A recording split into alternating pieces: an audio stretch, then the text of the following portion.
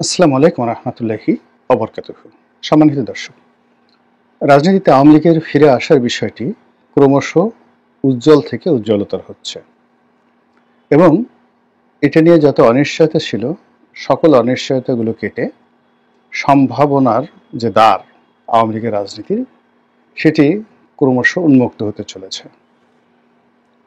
যখন আওয়ামী লীগের পতন হলো সেই আগস্ট মাসে, সেপ্টেম্বর মাসেই আমি হয়তো কয়েকটা ভিডিওতে বলেছিলাম যে আওয়ামী লীগ ফিরে আসবে এবং দেশের প্রচলিত রাজনৈতিক দলগুলো আওয়ামী লীগকে ফিরিয়ে আনবে। আমি অনুমান করেছিলাম যে আওয়ামী লীগের সঙ্গে জামাতের একটা বন্ধন তৈরি হবে এবং জামাতের একটা গ্রিন সিগন্যাল থাকবে, সঙ্গে সঙ্গে সরকারেরও গ্রিন সিগন্যাল থাকবে এবং সেটা নিয়ে আওয়ামী লীগ মাঠে নামবে। অন্যদিকে জামাত বিরোধী যে ইসলামী সংগঠনগুলো, তারা বিএনপির সঙ্গে থাকবে এবং হাড্ডাহাড্ডি লড়াই হবে রাজনীতির ময়দানে। এখন পুরো বিষয়টা এলোমেলো হয়ে গেছে।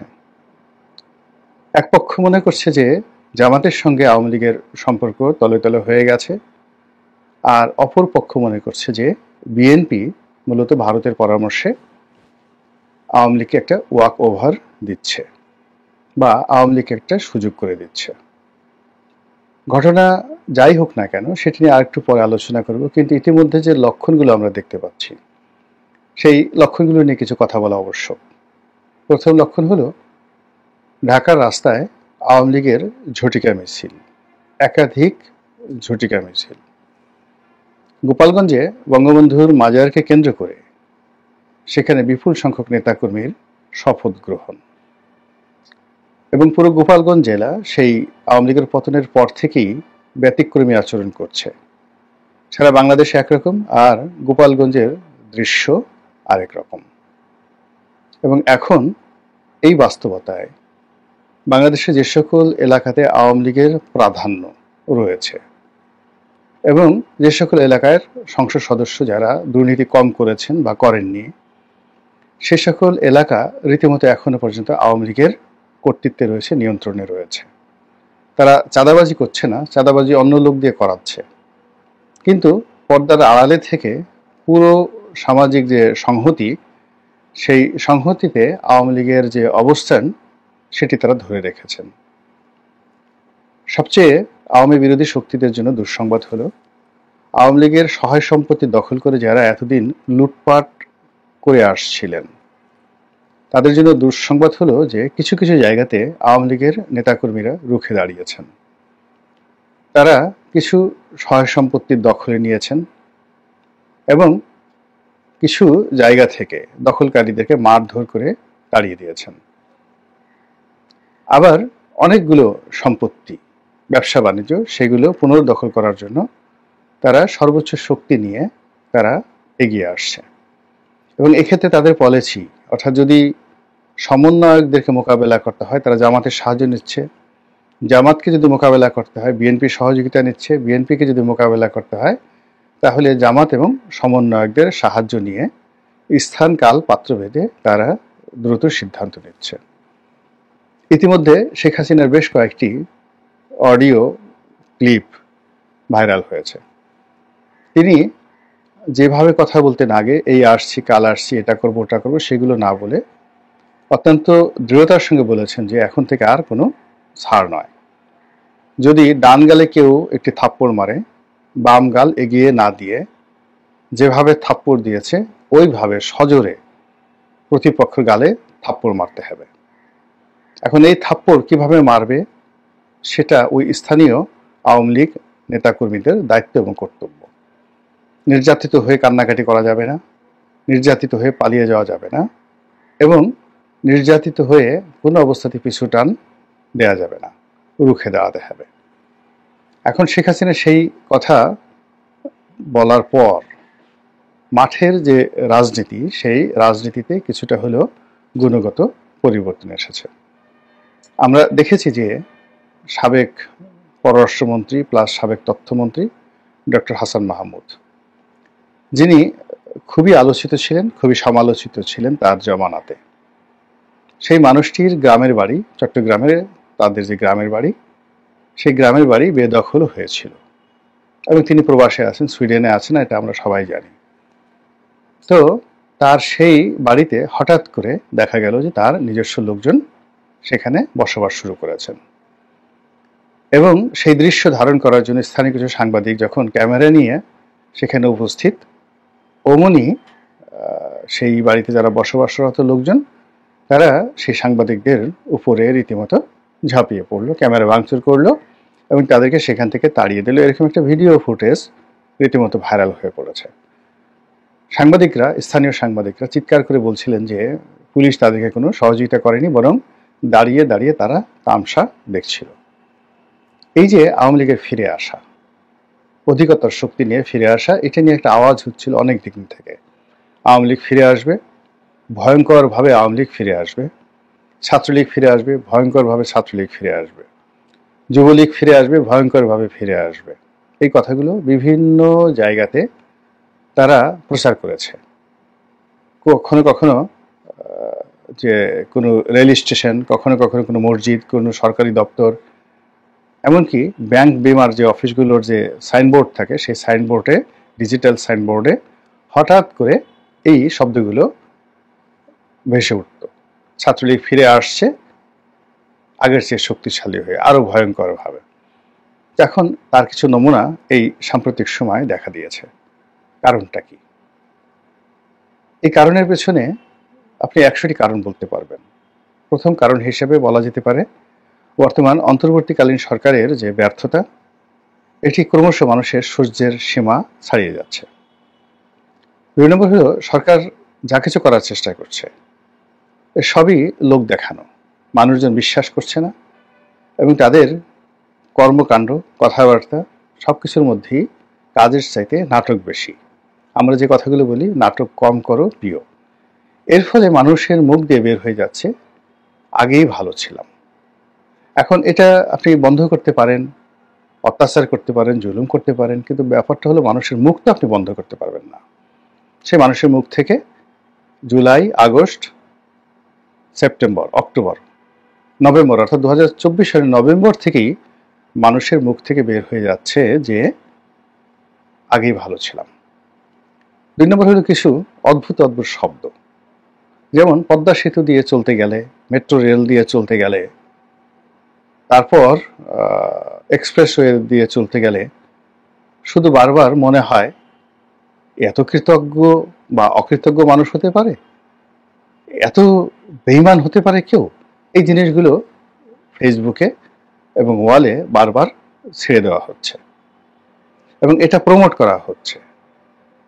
ফলে কি হলো, আওয়ামী লীগ জমানার যে উন্নয়নমূলক কর্মকাণ্ড, তার পেছনে যে হাজার কোটি বা লক্ষ কোটি টাকার যে দুর্নীতির অভিযোগ, সেই অভিযোগগুলোকে ক্রমশ ভুলিয়ে দেওয়া হচ্ছে, এবং এটাই আমাদের দেশের নয়, সারা দুনিয়ারই একটা সাধারণ ট্রেন্ড।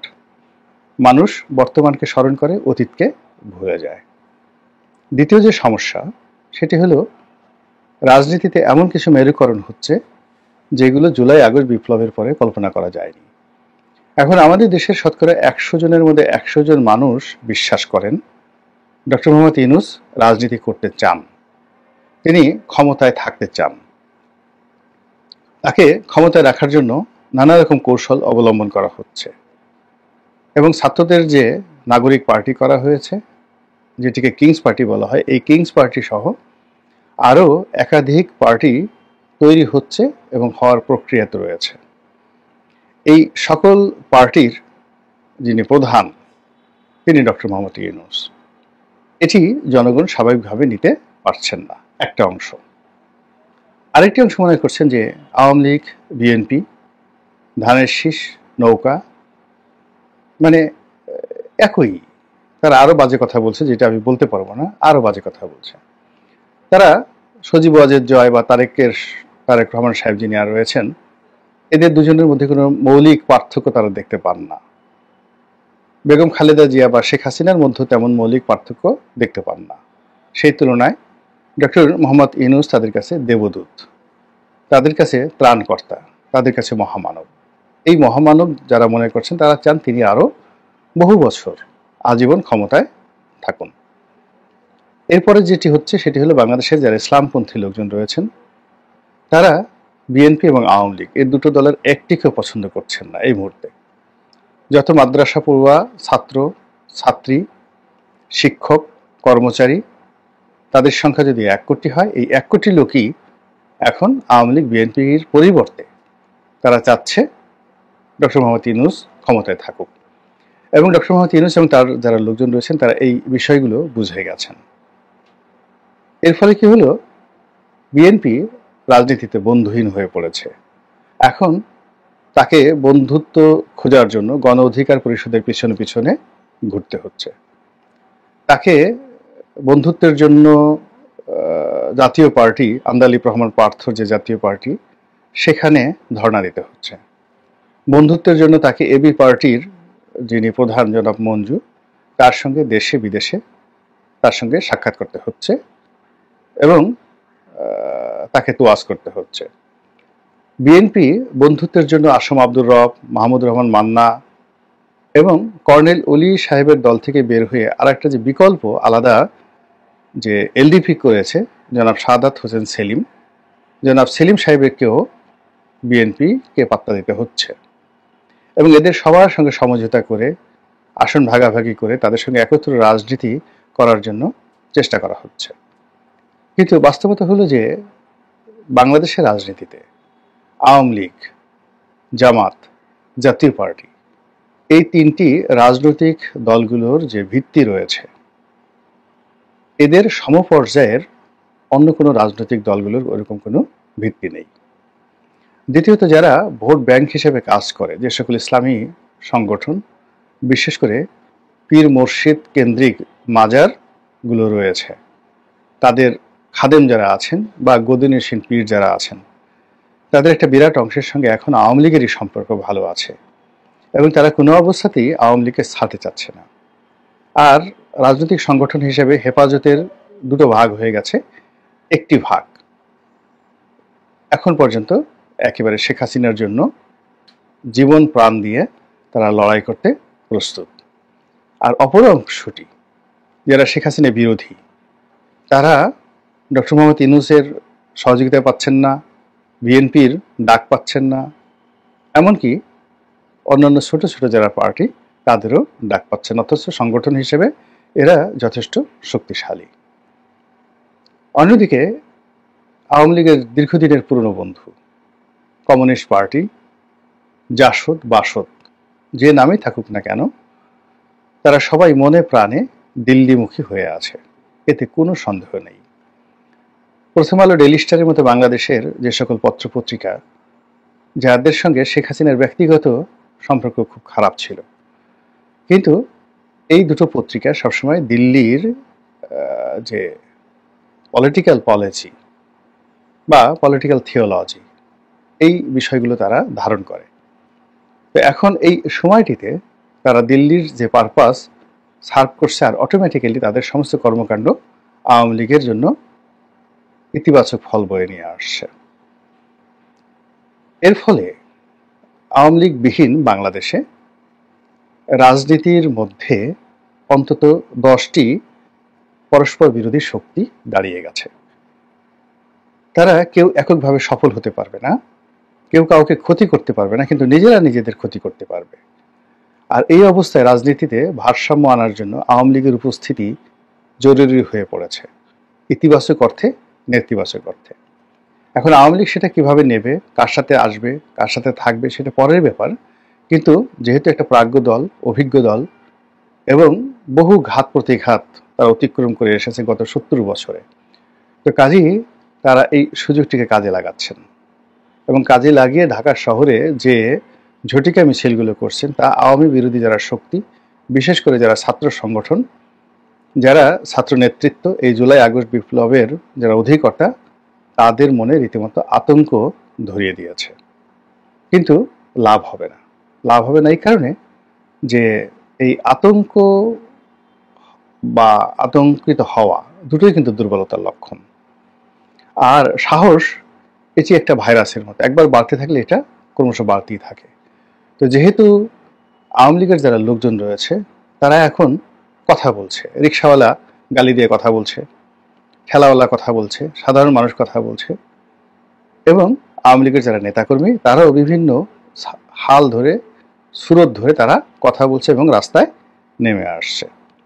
ফলে মনে হচ্ছে আওয়ামী লীগকে যেভাবে সরকার মোকাবেলা করতে চেয়েছিল অত সহজে মোকাবেলা করাটা সম্ভব হচ্ছে না। আল্লাহ আমাদের সবাইকে হেদায়েত দান করুন এবং হেফাজত করুন। আসসালামু আলাইকুম ওয়া রাহমাতুল্লাহি ওয়া বারাকাতুহু।